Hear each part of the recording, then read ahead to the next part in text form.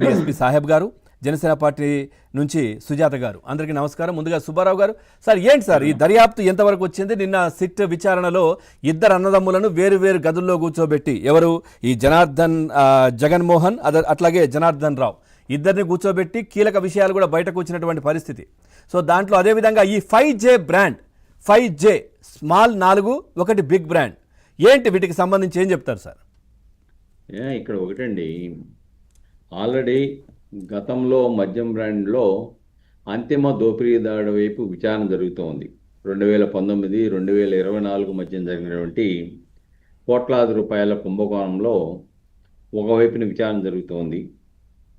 దాని నుంచి అంతిమ దోపిడీదారుని ఆ యొక్క విచారణ నుంచి డైవర్ట్ చేయడానికి ఈ యొక్క నకిలీ మద్యం అనే పేరుతో ప్రభుత్వాన్ని అబాసుపాలు చేయాలని ఒక కుట్రపూరితంగా జరిగిన సంఘటనగా దీన్ని మనం చూడాలి. ఎంచేదంటే కృష్ణా జిల్లాలో పెట్టాల్సిన దాన్ని నోనో అలా కాదు, చంద్రబాబు నాయుడు గారి జిల్లాలోనే పెడదాం, అక్కడి నుంచి అబాసుపాలు చేస్తాం, మీకు ఏది జరిగినా మిమ్మల్ని పై వాళ్ళు చూసుకుంటారని చెప్పేసి హామీ ఇచ్చారని జనార్దన్ రావు చెప్తా ఉన్నాడు. అవును. అంతేకాకుండా దానికి కావలసినటువంటి బాలాజీ, ఎవరైతే మీరు ఇందాక చెప్పినట్లుగా బాలాజీ ఉన్నాడో, ఆయన గోవాలో ట్రైనింగ్ పొందాడు. దాని యొక్క ఫార్ములా అంతా కూడా ఆ బాలాజీకి తెలుసు. ఆయనకి 20 లక్షల రూపాయలు అడ్వాన్స్ ఇచ్చాము అంటే, అంతకుముందు జనార్దన్ రావు యొక్క బ్రాందీ షాపు ద్వారా నష్టపోయాడు. నష్టపోయిన తర్వాత ఆయన్ని పావుగా వాడుకున్నారనేది విచారణలో స్పష్టమవుతా ఉంది ఈ అక్రమ మద్యాన్ని ఉపయోగించడానికి. అలాగనే దీంట్లో చాలా స్పష్టత ఏంటంటే, ఈయన ఆఫ్రికాలో ఉన్న తర్వాత వాళ్ళని ఏదైతే హామీ ఇచ్చి ఆఫ్రికా పంపించేసి, నన్ను ఆఫ్రికా పంపించేసి మేము చూసుకుంటాము, పైవాళ్ళు మొత్తం చూసుకుంటారు, నీకేం ప్రాబ్లం లేదు, వెళ్ళిపోమ్మని పంపించేసి జోగి రమేష్ తన మనుషుల చేత ఈ మద్యం షాపు యొక్క సమాచారాన్ని ఇచ్చేసి అక్కడ ఆందోళన చేశాడు అనేది జనార్దన్ రావు చెప్తున్న అంశాలుగా వెలుగు చూస్తూ ఉన్నాయి. కాబట్టి అంటే దీని వెనక ఒక పెద్ద కుట్ర ఉంది.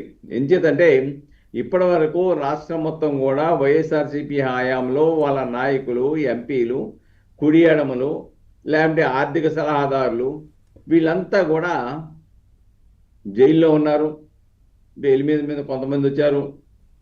సరే, కోర్టులో విచారణ జరుగుతూ ఉన్నాయి. ఇదంతా చూసిన తర్వాత ఇంకా వెళ్లాల్సింది అంతిమ దోపిడీదారుడికి అనే పరిస్థితి ఉత్పన్నమైనప్పుడు దాని నుంచి విచారణ సంస్థల యొక్క ఆలోచనని, ప్రజల యొక్క ఆలోచనల్ని వక్ర మార్గం పట్టించడానికి ఇప్పుడు దీంట్లో ఈ కల్తీ మద్యంలో అంతిమ కుట్రదారా, దోపిడీదారా? ఎందుకంటే ఆ పాలసీలో మాత్రం దోపిడీదారు ఓకే, దీంట్లో కుట్రదారే కదా.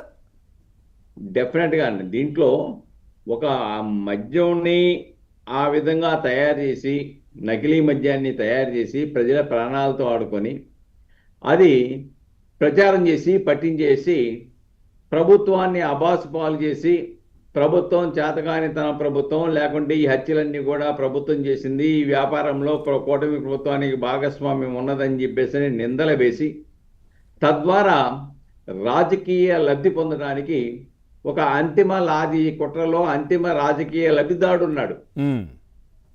కాబట్టి ఆ లబ్ధిదారుడు వరకు కూడా ఈ విచారణ వెళ్ళాలి.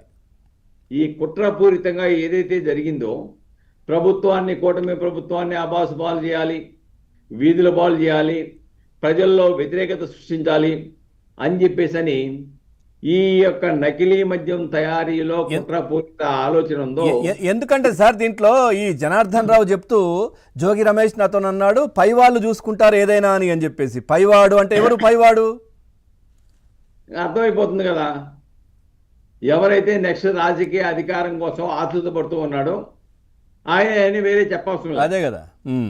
ఇక్కడ మనం స్పష్టంగా తెలియాల్సిందంటే, ప్రభుత్వాన్ని నిందలేసేటువంటి అవకాశం వైఎస్ఆర్సీపీ యొక్క పార్టీకి లేదు. ఎంచేతంటే గతంలో మద్యం వ్యాపారం జరిగిన జంగారెడ్డిగూడెంలో పాపం 28 మందో 29 మందో చనిపోయినా ఆ కేసుల్లో ఎవరిని అరెస్ట్ చేయకుండా, కేసులు కట్టకుండా మాఫీ చేసినటువంటి వ్యక్తులు, అవన్నీ సహజ మరణాలు, ఏదో ఆరోగ్య సమస్యలనే చెప్పారు కదా సార్. 30-40 ఏళ్ల మధ్య ఉన్నటువంటి యువత అని చెప్పిన వ్యక్తులు ఈ రోజున ఈ నకిలీ మద్యం కేసులో వెలుగు చూసిన వెంటనే తన మన తేడా లేకుండా తక్షణమే 4 సిట్లు వేసి ఇమీడియట్గా పర్యవేక్షణ చేసి 24 మందికి దాదాపుగా 18 మందిని అరెస్ట్ చేశారు. ఉమ్, ఎవరైతే పార్టీతో సంబంధం ఉన్నవాడు కూడా ఉన్నారని సిట్టు విచారణలో ప్రాథమిక సాక్ష్యాధారాలు లభించాయో వెంటనే వాళ్ళని పార్టీ నుంచి సస్పెండ్ చేశారు. ఈ చర్య ఎప్పుడైనా గత ప్రభుత్వ హయాంలో వైఎస్ఆర్సీపీ నాయకులు తీసుకున్నారంటే లేదు. ఎందుకు అనంతబాబు మర్డర్ కేసు అదే కదా హత్యలు చేసిన వాళ్ళని వెనకేసుకొని తిరిగారు బస్సులో.